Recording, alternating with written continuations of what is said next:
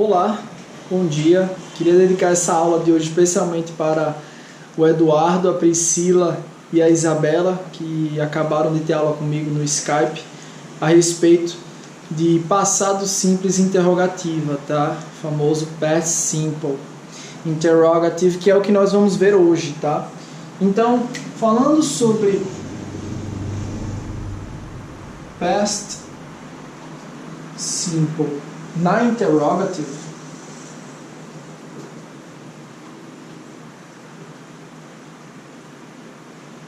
é necessário entender dois aspectos bem importantes, tá? Existem duas formas da gente fazer a interrogativa do passado simples, mas a gente tem que entender primeiro se eu estou falando de um action verb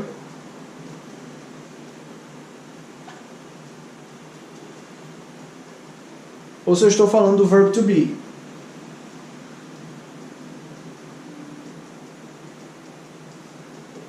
Isso vai determinar se você vai usar o did ou simplesmente passar o verb to be na frente do sujeito, tá? Então, por exemplo, no exemplo,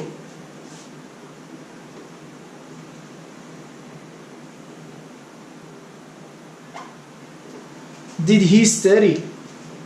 Nós simplesmente adicionamos o verbo auxiliar do passado did antes da sentença. Perceba que nós mantivemos o verb study na sua forma infinitiva sem o to, tá? Importante essa informação.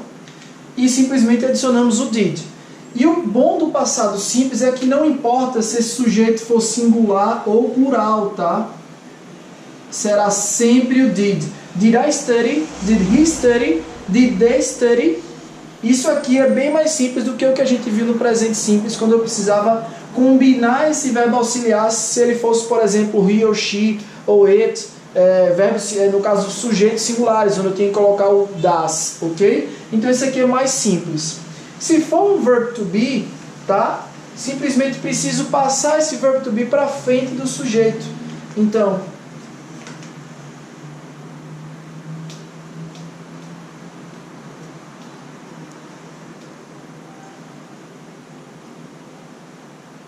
was she at school, ok? Então, o verb to be aqui, was, tá? Que, mais interessante ainda, o verb to be no passado simples só tem duas formas, tá? Ele aqui ou vai ser was, ou então were.